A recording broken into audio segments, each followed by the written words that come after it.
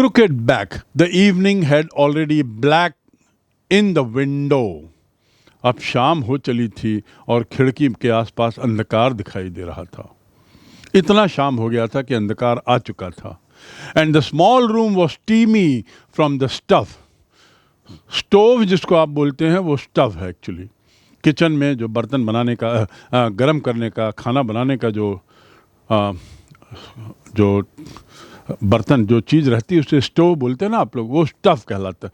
वो स्टव में जो कुछ बन रहा था उससे जो भाप निकल रही थी उससे कमरा पूरा भापमय हो गया था. It had become steamy. Steam यानी भाप. तो steamy from the stove and cluttered with the heavy breathing man in his vest. और उसके साथ ही साथ एक और जहाँ खाना बन रहा था जिससे भाप निकल रही थी, कमरा स्टीमी हो गया था, माँ बर्तन धो रही थी, सुंदर सा एप्रन पहनी हुई थी, और दूसरी तरफ वहाँ उसके पिताजी बनियान पहने हुए, हैवी ब्रीदिंग मैन, भारी सांस लेते हुए, हैवी ब्रीदिंग, भारी सांस लेने की आवाज़ आ रही थी, वो टेबल पर के पास बैठे थे. Waste at the table and the dirty washing piled up in the corner. और इसके साथ ही कमरे के किनारे डर्टी वॉशिंग था. अब वॉशिंग मतलब क्या होता है? आप बोल रहे होंगे धोना, धो रहा है ना. डर्टी वॉशिंग मतलब धोने लायक बर्तन. उसको शॉर्ट में कहते हैं अंग्रेजी में धोने लायक बर्तन. और एक कोने में धोने लायक बर्तन रखे हुए थे. ये मैं इसलिए बता रहा हूँ कि शुरू में आपने पढ़ा कि हर शब्द का कुछ कंटेक्स्ट के साथ मीनिंग बदल जाता है. तो आप देखेंगे यहाँ वॉशिंग किस कंटेक्स्ट में उपयोग हुआ है. तो वॉशिंग को जिस कंटेक्स्ट में उपयोग हुआ है उससे उसका अर्थ थोड़ा सा ये हो गया है कि धोने लायक बर्तन. टू पाइल अप मतलब इकट्ठा करना. All the files are piled up in that corner. सारी फाइलें जो हैं वो एक जगह इकट्ठी हो गई हैं. Don't pile up the work. काम इकट्ठा मत करो. Keep all work doing one by one. Keep doing work one by one. काम करते रहो, काम इकट्ठा मत करो. Don't pile up the work. Why are you piling money? पैसे इतना इकट्ठा क्यों कर रहे हो? तो to pile up मतलब इकट्ठा करना. So what was the scene like of the room? Now you understand very well. ये कमरा कैसा था. और एक कॉर्नर में जूठे बर्तन भी रखे थे, हैवी, और हैवी ब्रीदिंग मैन भी था वहाँ पे. डेरेक भी था वहाँ पे, उसकी माँ भी थी, सब एक ही कमरे में मिल गया. सोफी फेल्ट ए टाइटनिंग इन हर थ्रोट. ये सब दृश्य और ये जवाब और ये प्रतिक्रिया सुनकर सोफी का जो, और साथ ही जो भाप थी कमरे में, उसके कारण उसका गला थोड़ा सा भारी हो गया, चोक हो गया. टाइटनिंग, गला थोड़ा रुंध गया, भर गया. She went to look for her brother Geoff. ये सब देखने के बाद जब उसको लगा गला थोड़ा भर रहा है, थोड़ा भाप के कारण, स्टीम के कारण और इन लोगों की प्रतिक्रिया के कारण वो थोड़ी सी उदास हुई और अपने दूसरे भाई को देखने के लिए निकल गई जिसका नाम था जॉफ, जो वहाँ पर नहीं था. डेरेक तो था. When she looked for Joff, Joff was kneeling on the floor in the next room. Joff जो है, जब उसने जॉफ को देखा तो क्या पाया? दूसरे कमरे में वह घुटने के बल, KNEEL, नील. टू नील मतलब घुटने के बल बैठना. नील डाउन. कभी कभी क्लास टीचर, सब्जेक्ट टीचर जब पनिशमेंट देते हैं तो क्या बोलते हैं? घुटने के बल बैठ जाओ. उसको अंग्रेजी में कहते हैं come on kneel down now, यानी घुटने के बल बैठ जाएं. तो जब उसने देखा तो जॉफ was kneeling down in the next room. And what was he doing? घुटने के बल बैठकर ही वाज टिंकरिंग. टिंकर करना मतलब खट खट खट खट खट खट, छोटे औजार से कुछ चीज़ को मार रहा था, बार बार आवाज़ कर रहा था. ही was tinkering with a part of his motorcycle. किसी चीज़ को बार बार ऐसा हिलाना उसको टिंकर कहते हैं. तो टिंकर मतलब कोई चीज़ को बार बार हिलाना जिसमें आवाज़ होती हो. So he was tinkering with a part of his motorcycle over some newspaper spread on the carpet.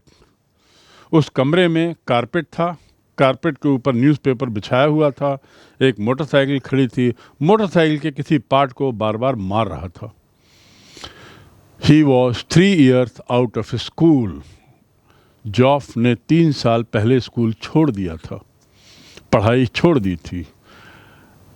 He was 3 years out of school, an apprentice mechanic, traveling to his work each day to far side of the city. 3 वर्ष पहले उसने पढ़ाई छोड़ दी थी और एक प्रशिक्षु mechanic बन गया। अप्रेंटिस मतलब प्रशिक्षु। बहुत सी नौकरियों में आजकल पहले 6 माह या 1 साल आप प्रोबेशन पे काम करते हैं। प्रोबेशन मतलब ऐसा काल जब आपके कार्य की क्षमता को देखा जाता है और आपको कुछ सिखाया जाता है, और 1 साल बाद यदि उनको लगता है कि आप अच्छा सीख लिए हो या आप में कुशल है, तो आपको रेगुलर करते हैं जॉब में। तो पहला 6 माह या 1 साल प्रोबेशन का पीरियड रहता है किसी अच्छे जॉब में, और ऐसे पीरियड में जो काम करते हैं उसको कहते हैं अप्रेंटिस। ही इज़ ए प्रशिक्षु। हिंदी में उसका अर्थ है जो अंडर ट्रेनिंग है। सो ही वॉज अंडर ट्रेनिंग। कहाँ? शहर से कहीं दूर जाता था, रोज यात्रा उतनी दूर जाता था और वहाँ पे सीखता था, कुछ काम सीखता था। He was almost grown up now. ये तो 3 साल पहले की बात, अब वो थोड़ा बड़ा हो चला था। जॉब की बात हो रही है, पहले तो कमरे की बात हुई, अब जॉब के बारे में है। और he was almost grown up now, अब वो बढ़ चला था, थोड़ा उम्र में बड़ा हो गया था। And she suspected areas of his life about which she knew nothing. Here comes A line, very important line. और क्योंकि वो रोज जाता था शहर से बहुत दूर किसी जगह काम पर, तो सोफी को शंका थी। टू सस्पेक्ट मतलब शंका करना कि वो पता नहीं कैसा काम कर रहा है। एरियाज ऑफ हिज लाइफ, कि क्या सोच रहा है ज़िंदगी में, क्या कर रहा है, और उसके बारे में उसे कुछ मालूम भी नहीं था। सोफ़ी को नहीं पता था उसका क्या काम है, क्या लक्ष्य है, क्या कर रहा है। और थोड़ा बड़ा भी हो चला था। About which she knew nothing, about which he never spoke. ना उसको कुछ मालूम था सोफ़ी को अपने भाई जॉफ के बारे में, और न ही जॉफ ने उसके बारे में कुछ कहा अपने बारे में। वो वैसे ही बहुत कम बोलता था।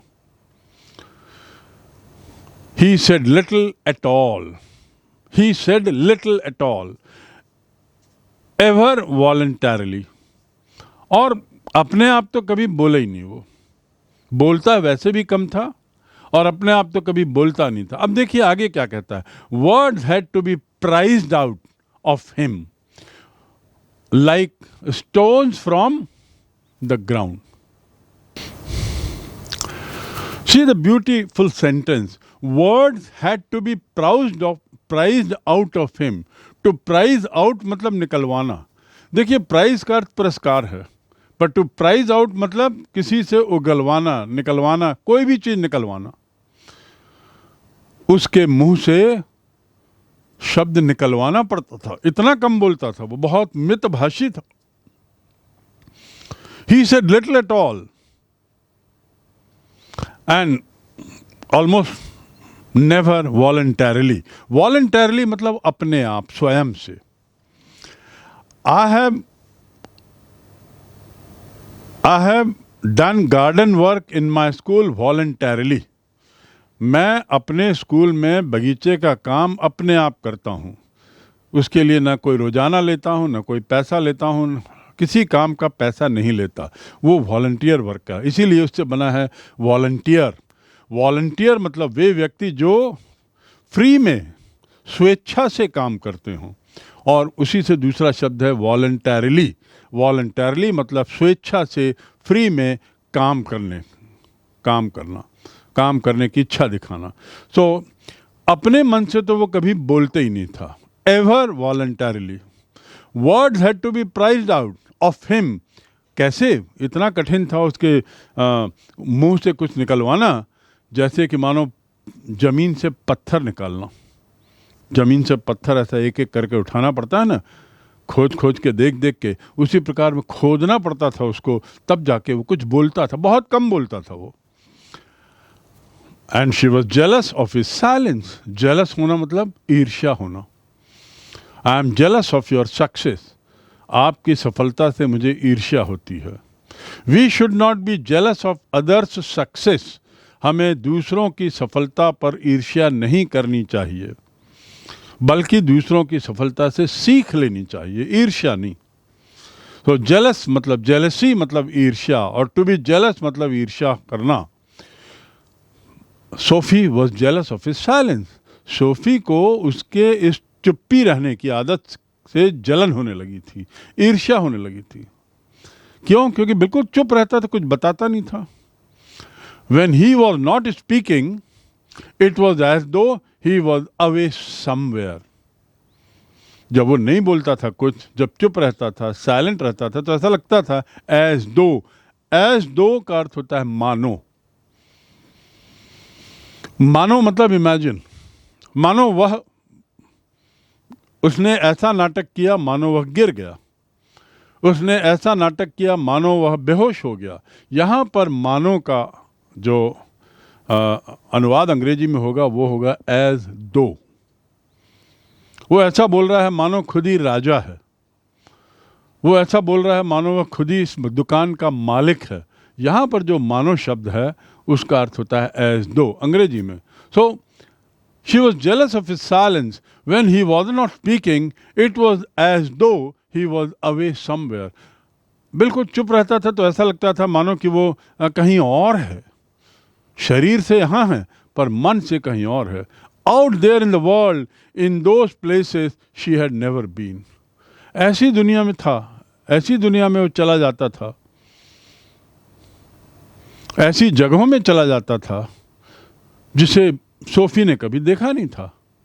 Sophie had never seen those places which she had never seen. She मतलब सोफी. जॉफ की आदत के बारे में इस पैराग्राफ में दिया हुआ है. Whether they were only the outlying districts, चाहे वो शहर के आसपास के ज़िले हों, चाहे वो दूर दराज की जगहें हों, places beyond the surroundings country, आसपास के देशों की जगहें हों. भगवान जाने वो क्या सोचता था. हु नोज मतलब कौन जानता है, नहीं. इसका अनुवाद कंटेक्स्ट में देखिए.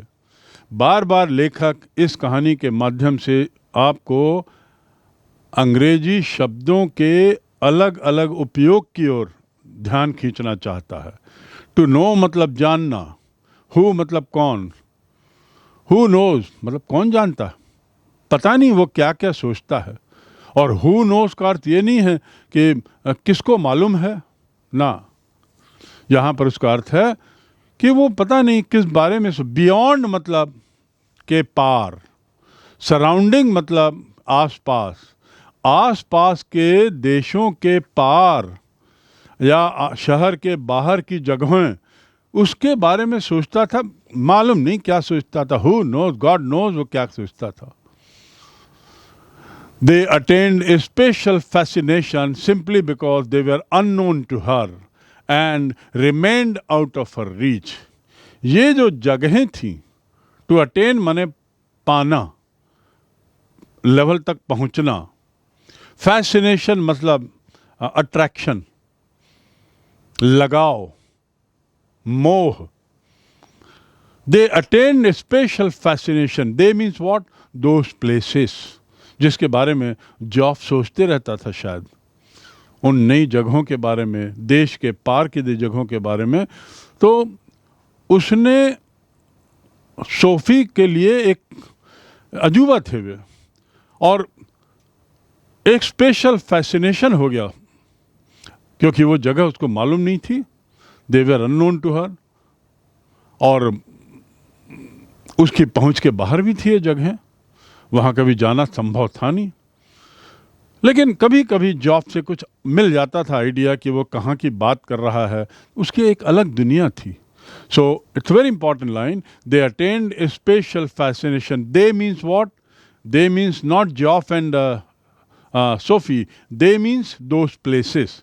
Those places had acquired A special fascination, fascination मतलब अपील, फैसिनेशन मतलब ध्यान आकर्षित करने वाली चीज, simply because they were unknown, केवल इसलिए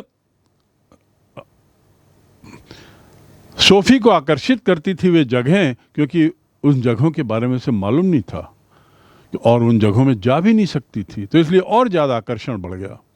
perhaps there were also people, exotic, interesting people of whom he never spoke. Perhaps मतलब शायद. Will you come to my house today evening? Perhaps. शायद मैं आऊं. मैं सवाल पूछ रहा हूं. Will you go to market today? Maybe. शायद जाऊं. या perhaps. हाँ शायद जाऊंगा. So perhaps मतलब संभवतः, शायद. Perhaps there were also people. There were also people. शायद उन जगहों में वे लोग थे एक्सोटिक, बहुत ज़्यादा रोमांचित, रुचिकर, इंटरेस्टिंग, जिसके बारे में उसने कभी कुछ कहा नहीं. अर्थात जॉफ बिल्कुल चुप रहता था और उसकी जिस चुप्पी के कारण सोफी थोड़ी परेशान थी, समझ नहीं पा रही थी किन जगहों की कल्पना करता है, किन बातों की करता है, क्या क्या बातें करता है और वे जगहें कैसी होंगी, वहाँ के लोग कैसे होंगे, ये सोचते रहती थी सोफी. इट वॉज पॉसिबल दो he was quiet and didn't make new friends easily. ये संभव था कि जॉफ जो है वो शांत प्रिय था. क्वाइट मतलब शांत. अब देखिए ये शब्द का स्पेलिंग QUIET, क्वाइट, और इसका मतलब शांत. यू आर वेरी क्वाइट, तुम बहुत शांत व्यक्ति हो. और क्वाइट मतलब बिल्कुल, QUITE, quite. He is quite tall, वो काफी ऊंचा है. That house is quite far away, यह घर काफी दूर है. दूर है, this house is far away. Quite far away मतलब काफी दूर है. I am quite angry with you, मैं तुमसे काफी नाराज हूं, बहुत नाराज हूं. जिसका स्पेलिंग क्या है? QUITE. सो क्वाइट और क्वाइट, उच्चारण भी देखें, स्पेलिंग भी देखें. यहाँ पे क्वाइट है, he was quiet and didn't make new friends easily, और नए मित्र सरलता से नहीं बनाता था, बहुत टाइम लगता था उसको मित्र बनाने में. ये सब सोफी सोच रही है. She long to know them. To long करना मतलब, टू लॉन्ग मतलब तीव्र इच्छा रखना. I long to be an IAS officer. I long to be a pilot. मैं पायलट बनने की तीव्र इच्छा रखता हूँ. मैं इंडियन एडमिनिस्ट्रेटिव सर्विस का ऑफिसर बनने की तीव्र इच्छा रखता हूँ. I long to be a great sportsman. तो लॉन्ग का मतलब समझ गए, तीव्र इच्छा रखना. सोफी बड़ी तीव्र इच्छा रखती थी. किस चीज़ की? उन दोस्तों के बारे में जानने की जिसके बारे में जॉफ बहुत कम बोलता था. जो लोग वहाँ कहीं रहते थे, बड़ी दूर रहते थे, जहाँ वो जा भी नहीं सकती थी. She wished she could B admitted more deeply into her brother's affection. Sophie की बड़ी इच्छा थी कि वह अपने भाई के और ज़्यादा निकट आ सके. अर्थात सोफी को लगता था कि भाई जॉफ के साथ उसकी दूरी है, मन से दूरी है. शारीरिक रूप से वो लोग एक घर में रह रहे थे, एक जगह रह रहे थे, लेकिन मन से दूरी बनी थी क्योंकि जॉफ चुप रहता था और सोफी इसलिए परेशान थी. सोफी की इच्छा थी that she could be admitted. To admit करना मतलब प्रवेश देना. You have been admitted in that school, तुम्हें उस स्कूल में प्रवेश मिल गया है. तो यहां पर सोफी की इच्छा थी कि मैं जॉफ के दिल में प्रवेश कर सकूं, उसके बहुत निकट जा सकूं. More deeply into her brothers affection.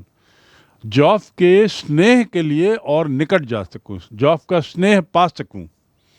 And that's someday he might take her with him, और उसकी ये भी इच्छा थी कि एक दिन मेरा भाई मुझे ले जाए, उन जगहों में ले जाए जहाँ के बारे में वो कभी सोचता होगा, बात करता होगा। ये सोफ़ी की इच्छा थी। अर्थात दोनों के बीच में रिलेशन कुछ अलग ढंग का था। जॉफ बड़ा चुपचाप, सोफ़ी कल्पना की उड़ान। और सोफ़ी क्या क्या सोच रही थी कि भाई मेरे को और प्यार करे, भाई मेरे को अपने और निकट लाए, भाई मेरे को अपने बारे में और बताए।